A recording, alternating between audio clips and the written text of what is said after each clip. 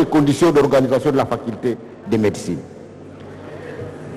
Ce travail a été fait avant mon arrivée au ministère. Il a été demandé par d'autres ministres de la Santé avec le Conseil de l'Ordre des médecins. Et donc, nous l'avons que les maîtres des médecins. Honorable Président de l'Assemblée nationale, nous avons pris une disposition que nous avons pour tenir compte des étudiants qui fonctionnaient ou qui étaient déjà réguliers dans les classements des universités qui ont été fermées, que nous avons pris les dispositions pour que certaines autres soient fonctionnelles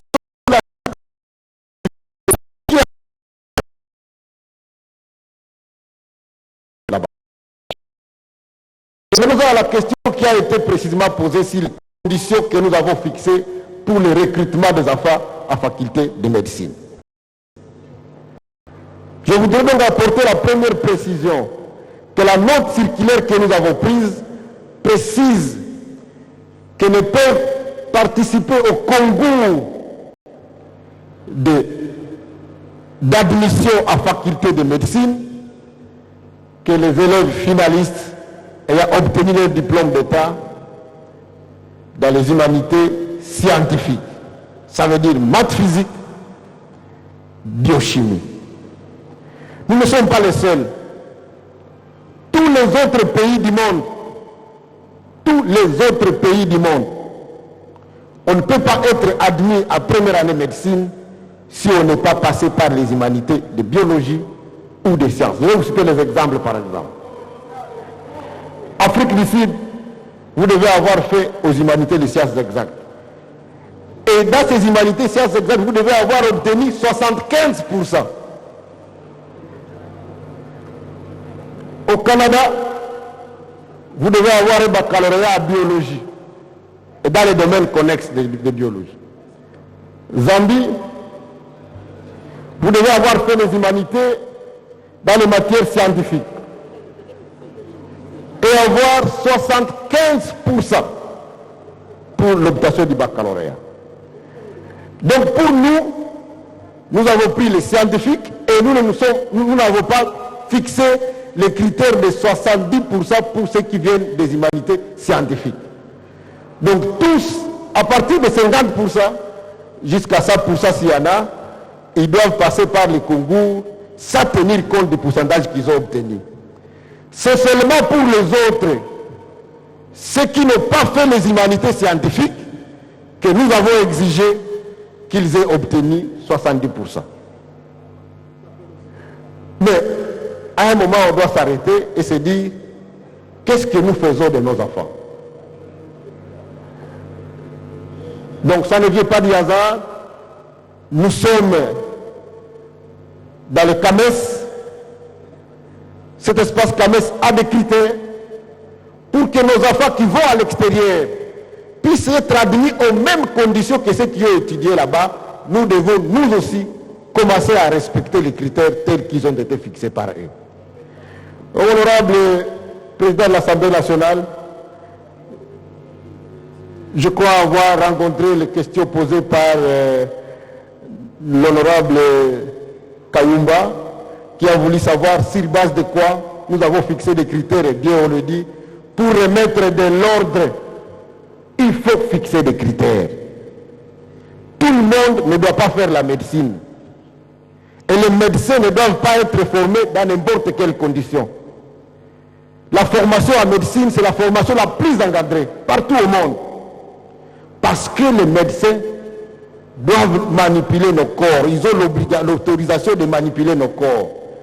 C'est pour cela que ceux qui doivent manipuler nos corps doivent être parmi les plus intelligents d'entre nous. Merci beaucoup, honorable Président de l'Assemblée nationale, pour la parole accordée. Je crois avoir répondu donc aux questions qui ont été posées.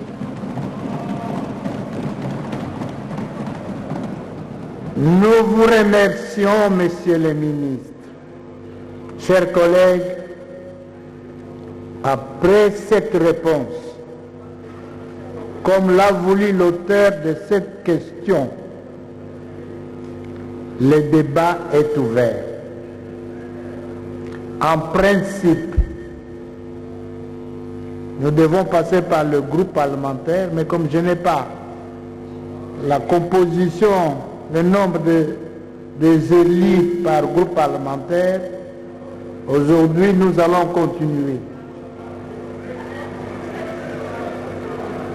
Prochainement, ça sera par groupe parlementaire. Prochainement.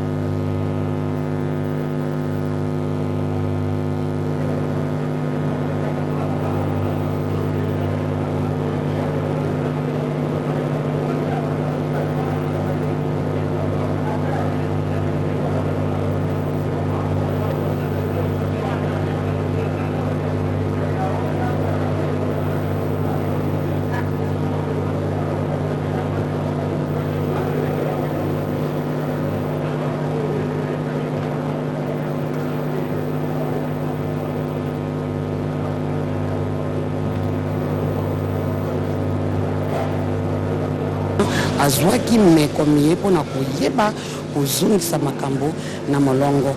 Ye alobi yango boso bakemi beko polele ete faculté ya médecine ezali faculté ezali na litomba linene mpenza pamba te bayekoli baye bazwami to bazali kolanda mateya onte ya faculté ya médecine ezali bango nde lobi bakokoma baminganga baye bakobanda kosalisa bakoni na lisalisi ya monganga bakobanda kopasola banzoto ya bato.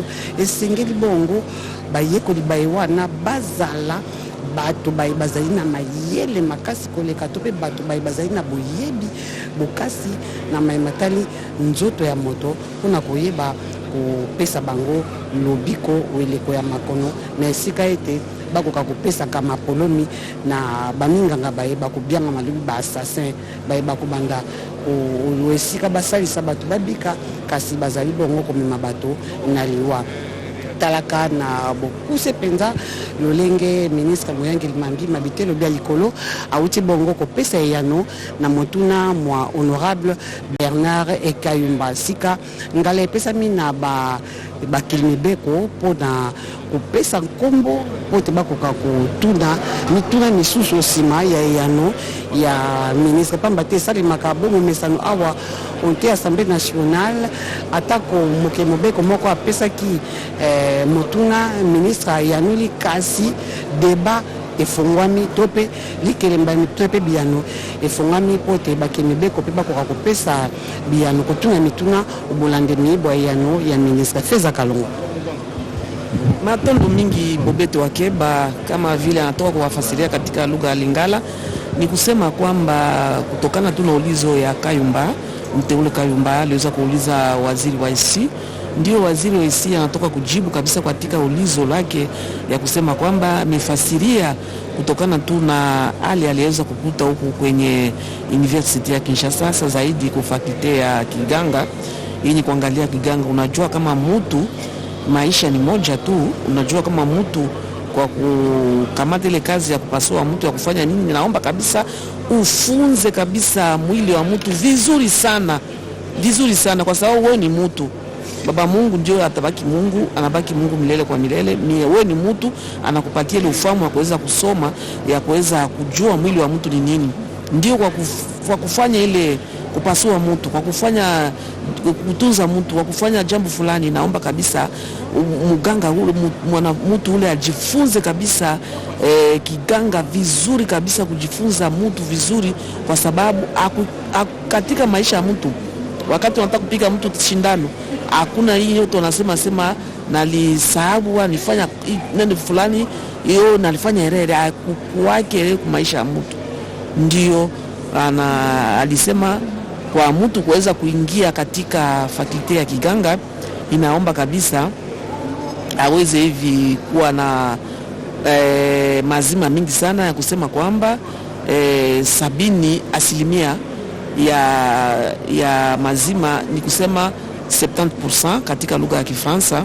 Ndio kabisa inaomba aweze kuingia katika sayansi ya kiganga kwa hiyo kuweza kujifunza vizuri, kwa sababu aliweza kukuta kabisa fujo kule kidogo. Iliomba mambo mengi yatengeneze kabisa kwa jinsi sayansi ya kiganga ya baki namna ilikuwa wakati ya zamani na namna inayohitajika. Ndio wakati waziri wa IC anajibu hivyo, ndio wateule tunaona wanasimama kwa kwenda kuandikisha majina kwa kuweza kufanya sababu. Nous avons 59 orateurs. 59. Le temps de la parole est de 3 minutes. 3 minutes pour chaque orateur. Soyez concis.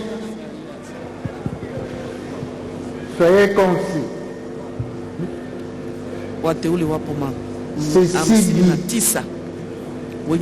j'invite notre collègue Kayumba à reprendre la parole pour ouvrir les débats. Wanaita tena mteule ambaye aliweza kuuliza ulizo kwa waziri wa IC kwa jinsi Collègue Kayumba, yeye ndiye aanze kabisa ama afungue mabishano hiyo ambao wateuli wapo 59 wenye wanaandikisha majina kwa kuweza kuuliza maulizo mbalimbali kwa kuweza tu kabisa. Vous avez la parole, chers collègues. Merci beaucoup, honorable président, pour la parole. Honorable président, je suis en train de me poser la question si réellement monsieur le ministre était en possession de ma question orale avec débat, parce que, à suivre ce qu'il venait de nous dire, aucune de mes questions n'a trouvé une réponse. Aucune. Alors, quelle est la quintessence d'entrer dans le débat si ces 8 questions n'ont pas trouvé une réponse, honorable président? Je demande l'autorisation si je peux reposer les questions parce qu'il me semble que si nous devons réellement entrer dans le vif de cette question, il fallait que monsieur le ministre trouve des solutions de réponse à chacune des questions pour que nous entrions dans le débat, honorable président. Honorable, le ministre, je crois qu'il a fait la synthèse, il a ramassé. Il a ramassé toutes les questions. Oui. Le ministre a ramassé toutes les questions. Moi, j'ai fait vraiment attention. Honorable président, je pense que il y a eu plusieurs questions et je pense que les collègues députés nationaux, ils ont suivi les questions. J'aurais préféré que monsieur le ministre nous dise qu'à la telle question, voilà la réponse. À telle question, voilà la réponse. Tel n'a pas été le cas, honorable président.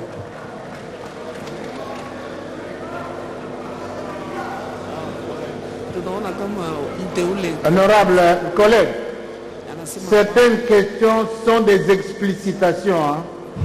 D'autres questions que vous avez posées. Oui. Donnez votre... ouvrez le débat, puis vous laissez la parole aux autres collègues. Honorable président, j'espère que le ministre pourra toujours répondre à la question plus tard, avant la clôture. Nous avons des cas, honorable président, ici à Kinshasa.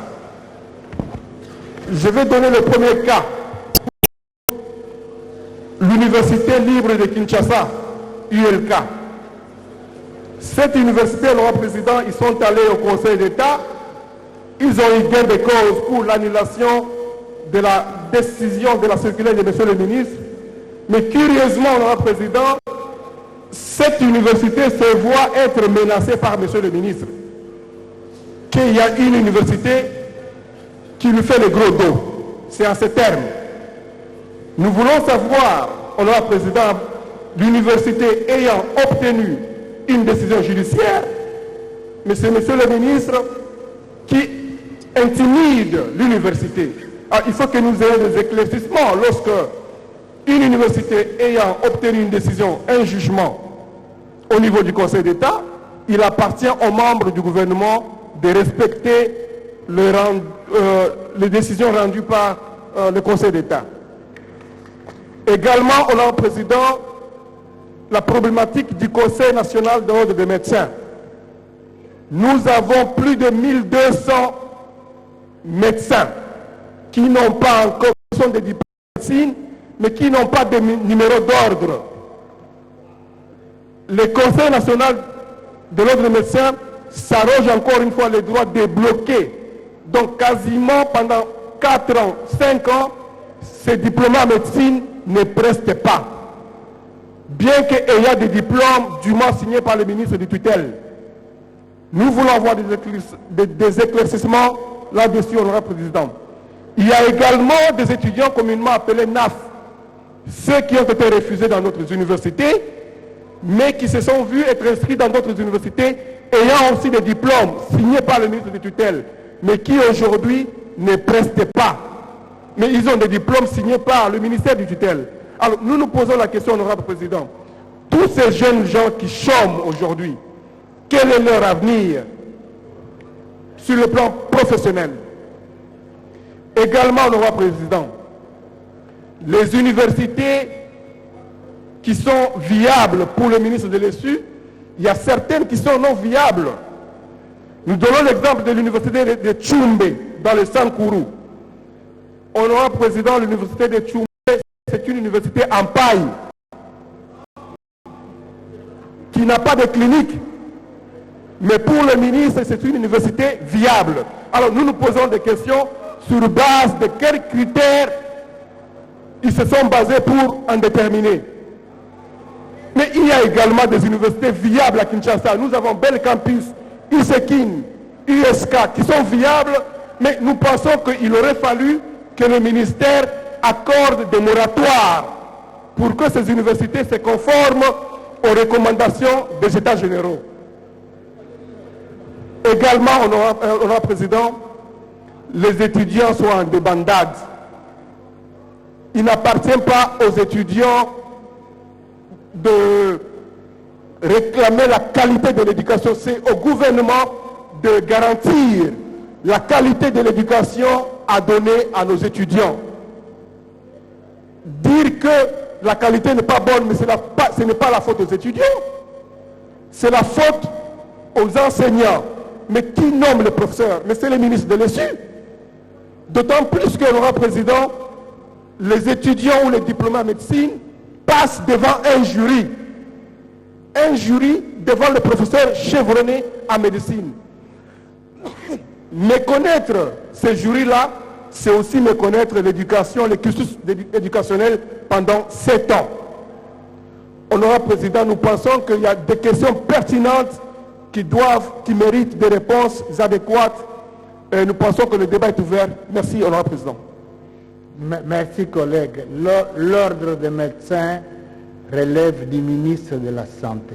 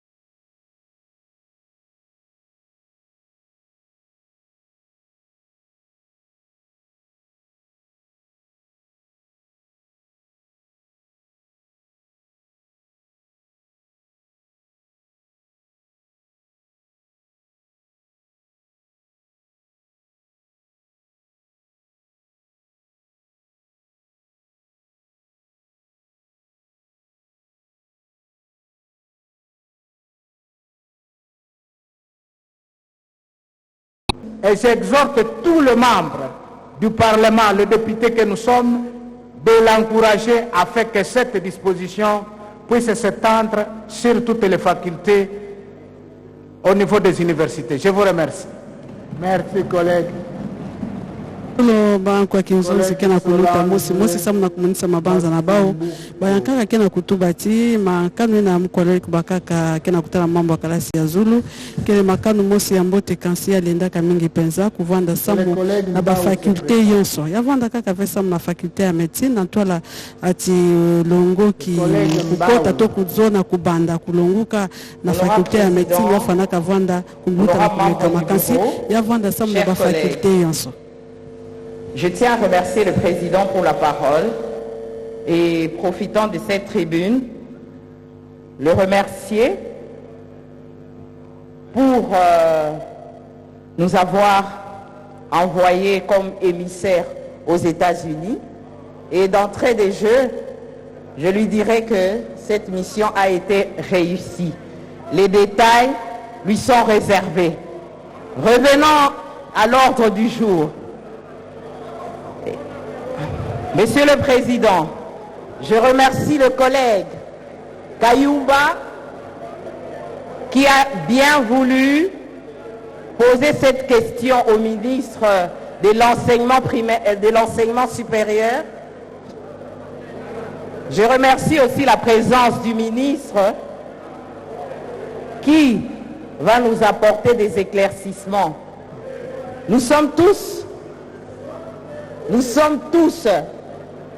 des enseignants et donc cette question nous préoccupe quelque part parce que nous avons nos enfants et en tant qu'enseignants, nous voulons donner les meilleurs pour la République. J'ai donc 3 points d'éclaircissement, si pas un seul. Monsieur le ministre, à quand les débuts de la formation par compétences? Parce que, à vous entendre parler, la qualité de l'enseignement, c'est ce que vous recherchez en médecine, étant l'une de vos conclusions des États généraux, je pense à mon humble avis que l'inadéquation entre la formation et le marché de l'emploi, c'est aussi par manque de stages. Donc l'amélioration des conditions d'études de nos médecins, c'est aussi prévoir les stages adéquats et à chaque niveau. Ce n'est pas seulement au niveau de pourcentage ou au niveau du recrutement.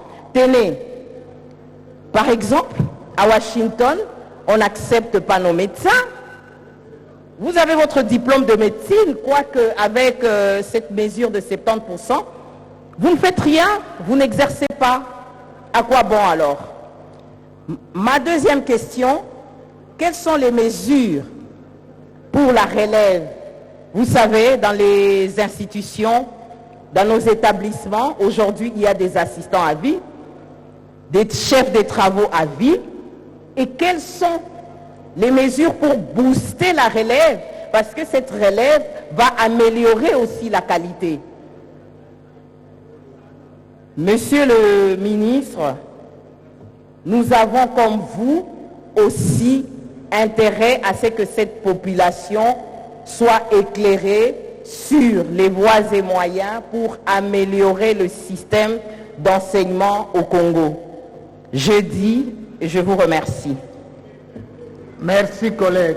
Merci pour les... Bampanga luzolo betu vutu kantete na ina kola luke tala mambo kalasi ya Zulu kuzaka kuzabisa na ntola banko ya Kinzonzi yazabisa katika na bosi ya bakaka nsiku ina tope makano ina vandaka samu amonaka na kukota nandi kitezo ya nkama mosi na makumi sambano ya mvimba ya bakalasi ya Zulu kele na binsengo ve bisengo ya mbote keleve na ntango atambulaka monaka kaka kitezo ya 10 na sambano nde ya bakalasi ya Zulu bavandaka na binsengo ya mosabila kisalo yawe na bakaka makano ina samu na kupesa inswa na balongisi na kubaka malongi ya kufanakana pe kusala kisalo ya munganga na mutimo kosa kufanakana.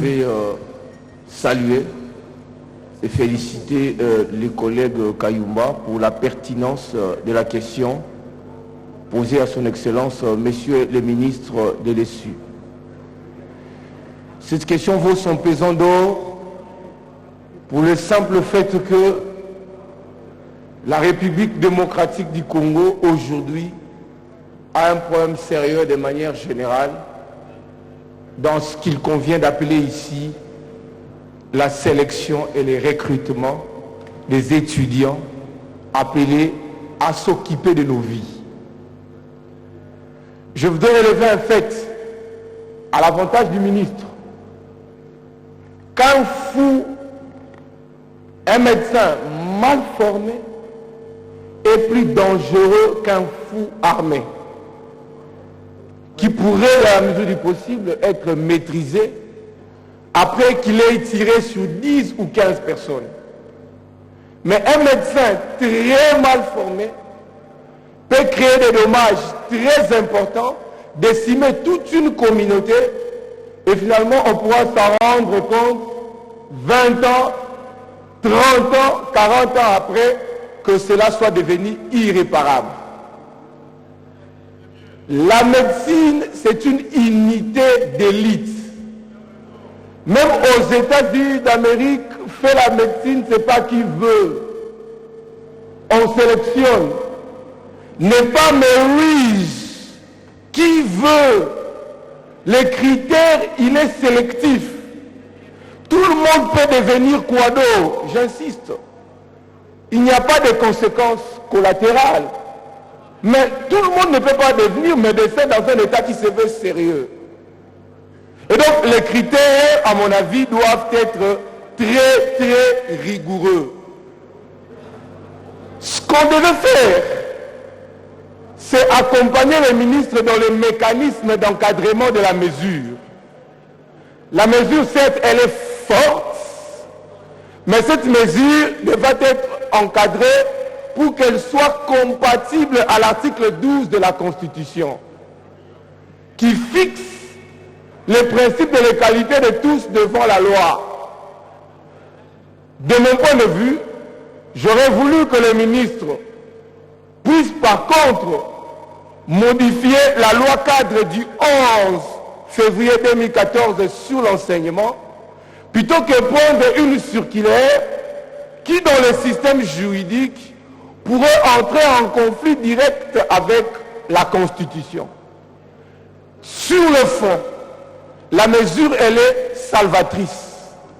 Mais sur la forme, à moins qu'on soit méchant et qu'on soit préparé un jour à se faire tuer sur un plateau médical par un médecin mal formé qui a obtenu 50% à Kingoringyoto, et que par acharnement, on veut qu'il soit médecin parce que nous devons défendre nos administrés et nos populations, à moins qu'on l'accepte ainsi.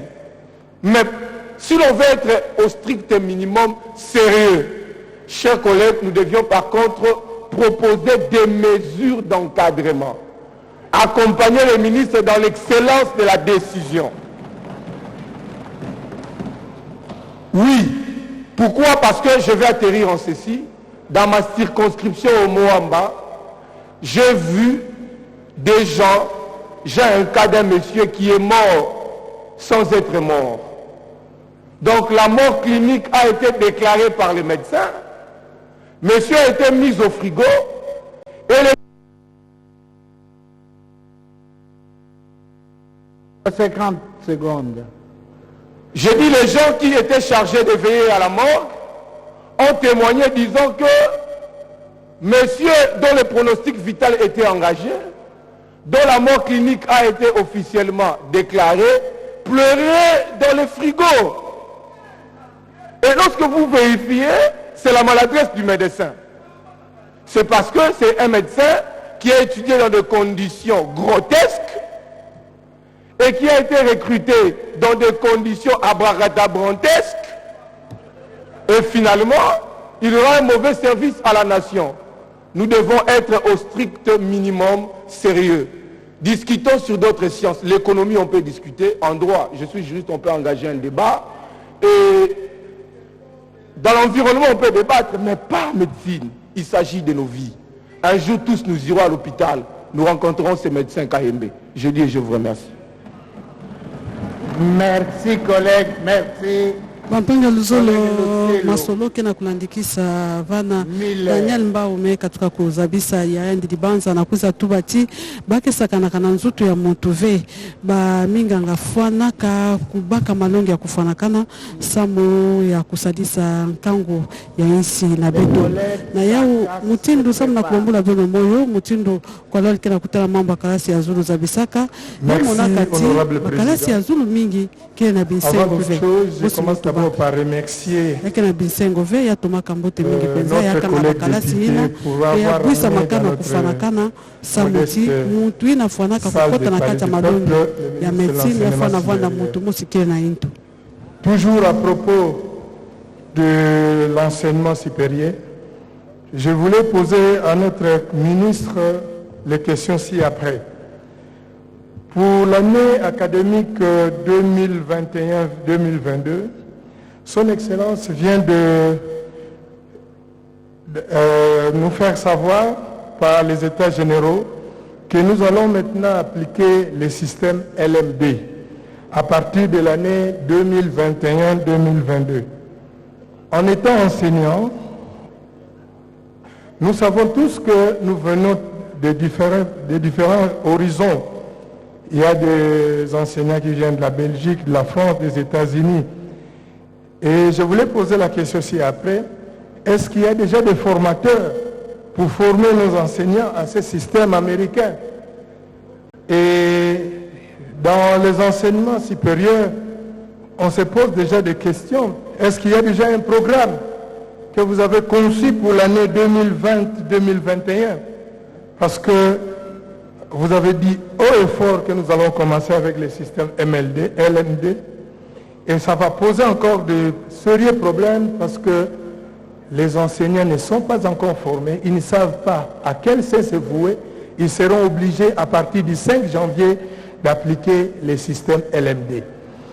Et je voulais aussi mettre en évidence l'instruction 023 que vous venez de prendre. Excellence, Monsieur le ministre, vous avez dit que les étudiants doivent payer maintenant les Minerval en dollars.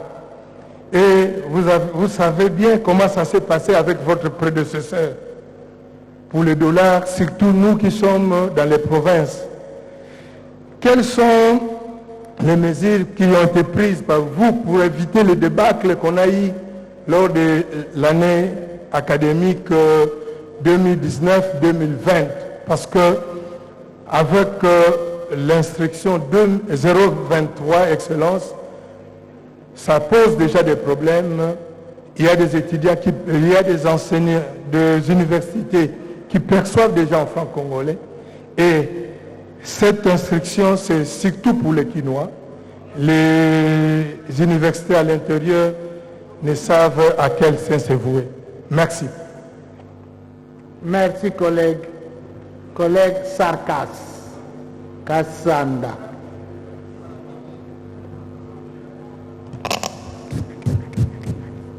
Que le collègue Mwamba Odette se prépare.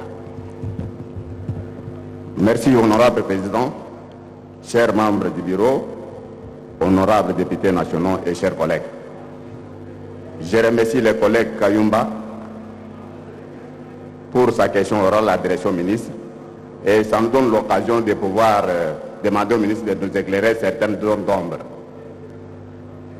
Nous remercions aussi le ministre pour cet assainissement qu'il a pu amener dans les facultés de médecine, parce que au lieu qu'on forme les médecins, la plupart des universités forment des croix rouges.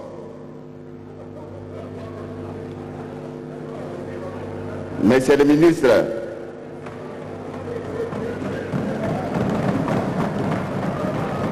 mon caucus, qui est le caucus Kassai Oriental des députés, vous a consulté dans votre cabinet pour l'université de Mbujimaï. Cette université qui a fait preuve partout dans le monde de bons médecins fournis par cette université. Nous vous avons demandé si vous pouvez faire une mesure de grâce pour que cette université continue avec sa faculté de médecine. Parce que ça dépend de l'avenir de nos enfants sur toute la province du Kassai Oriental et de la ville de Mbujimaï. Si vous pouvez revoir votre mesure pour que cette faculté revienne à l'université de Mbuji-Mayi. Vous avez bien fait de pouvoir assainir cette faculté de médecine, mais vous n'avez pas tenu compte des infrastructures. Il semble que sur toute l'étendue de la RDC, il n'y a pas des infrastructures viables pour qu'on puisse faire les études. Surtout chez moi, en Mbuji-Mayi, l'ISP de Mbuji-Mayi, qui a été fondé depuis 1950, des bâtiments sont délabrés. Si vous pouvez mettre dans votre agenda, pour qu'on puisse construire et renouveler ces bâtiments-là, parce que cette institution supérieure a produit des cadres et des hauts cadres de ce pays. Pensez aussi à l'université officielle de Mbuji-Mayi, parce qu'on forme des cadres là-bas, mais il n'y a pas des infrastructures de base dans lesquelles les étudiants peuvent étudier. Je voulais que vous vous insérez dans votre agenda. Ces deux cas, cela fera le bonheur de nos électeurs de Mbuji-Mayi et de toute la ville, de toute la province du Kasaï oriental. Je vous remercie, Mesdames le Président. Merci collègue, merci beaucoup. Collègue Mwamba, Odette.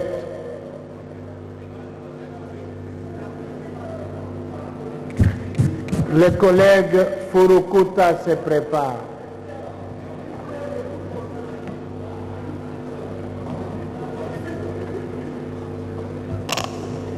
Merci, honorable président, pour la parole. Honorable président, honorables membres du bureau, honorables députés nationaux, chers collègues. Je tiens tout d'abord à féliciter notre collègue honorable Kayumba qui nous donne l'occasion de pouvoir aborder une question si importante.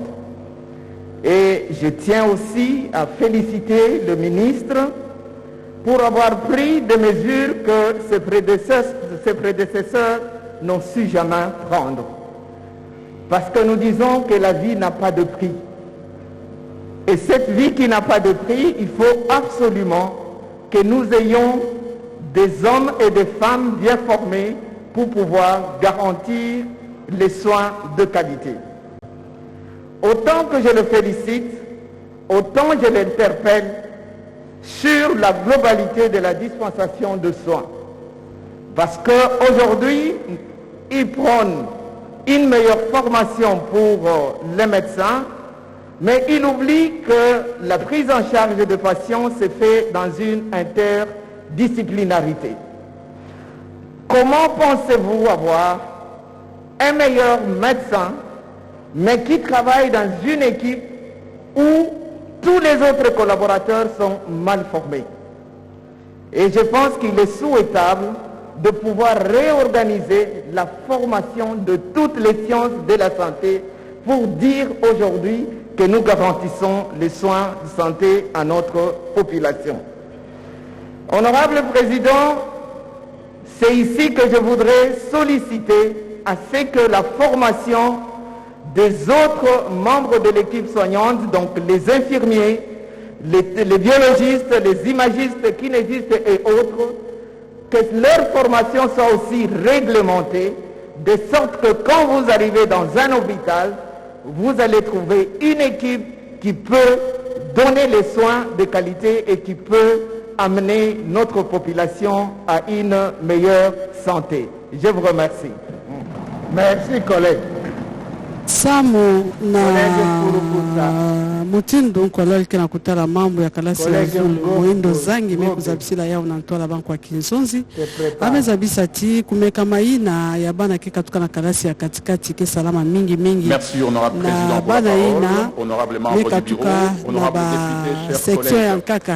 Les années 70 et 80, nos grands frères du Burundi faisaient parfois 5 ans ou plus en train d'attendre leur inscription à Kisangani, à Lubumbashi, à Kinshasa, 50% to ma pourcentage makumi tano ya lenda kulandikisa to kubanda kutana me kana bosi bana meka tuka ve na ba faculté en kaka ba ok na iswa ya kubaka matonsi na ya makumi sambwa ya pourcentage sa motiba kuzamini baka nzila ya kusala kalasi ya médecine ya kalasi ya zulu. Mais c'est vrai que le désordre s'est installé.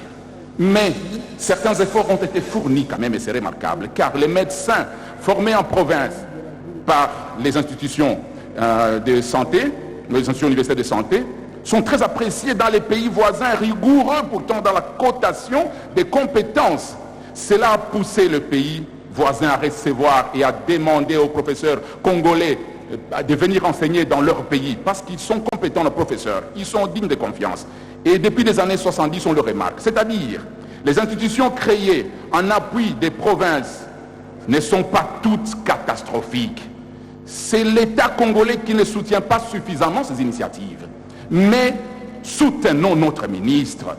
Il doit plutôt être imité par les autres ministres d'autres secteurs. Promouvoir, instaurer, imposer l'excellence dans la formation des jeunes. Et je vous appuie. Restons fixés au domaine de la médecine. Honorable Président, nous proposons que l'État congolais arrête de financer les voyages à l'étranger de certains dignitaires qui vont parfois faire le tourisme au nom de la santé avec les moyens de l'État. Ces millions de dollars qui sont envoyés chaque année à l'étranger pour les soins des dignitaires pourront être affectés au ministère de l'ESU pour qu'il améliore la formation, la qualité, les conditions techniques des institutions universitaires de médecine en province aussi. Honorable Président, certaines universités de Goma ont été aussi mises sur la liste des non viables. Pourtant elles fournissent beaucoup d'efforts.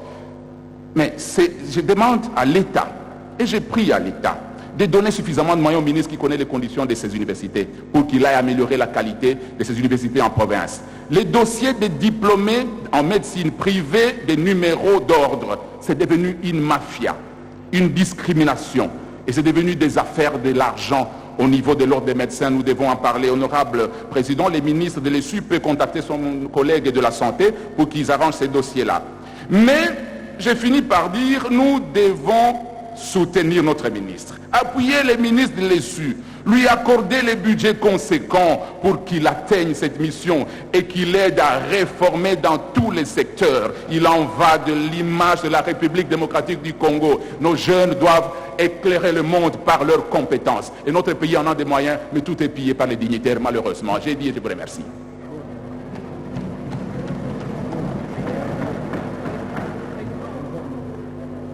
Merci, collègue. Collègue Ngobe, merci. Que les collègues Magui Kiala se préparent.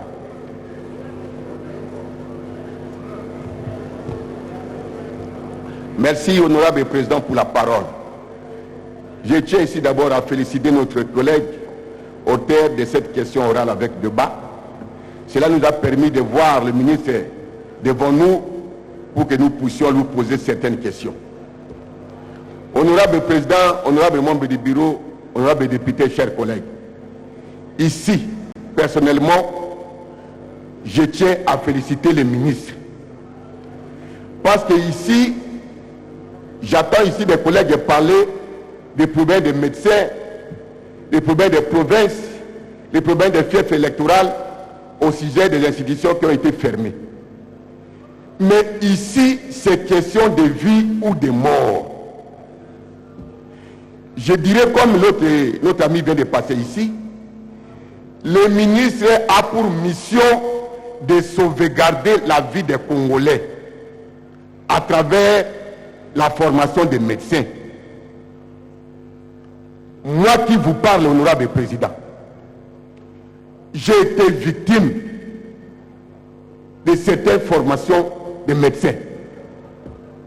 Parce qu'en fait, ici, si le ministre n'arrive pas à assainir ces secteurs, qui viendra à se dire? J'irai même très loin, honorable président. Les pourcentages que le ministre a institués sont 10%.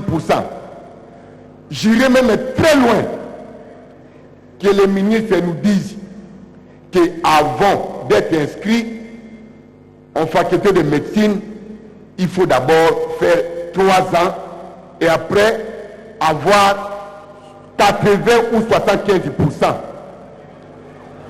Pourquoi ça?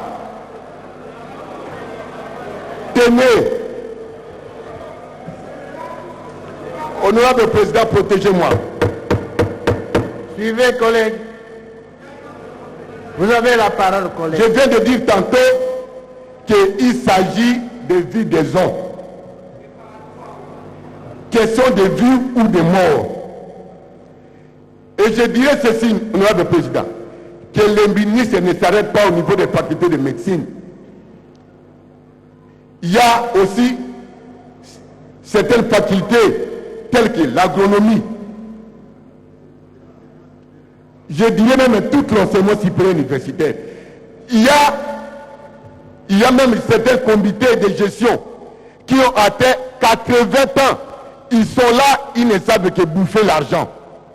Non, honorable président, laissons les ministres saisir ce secteur.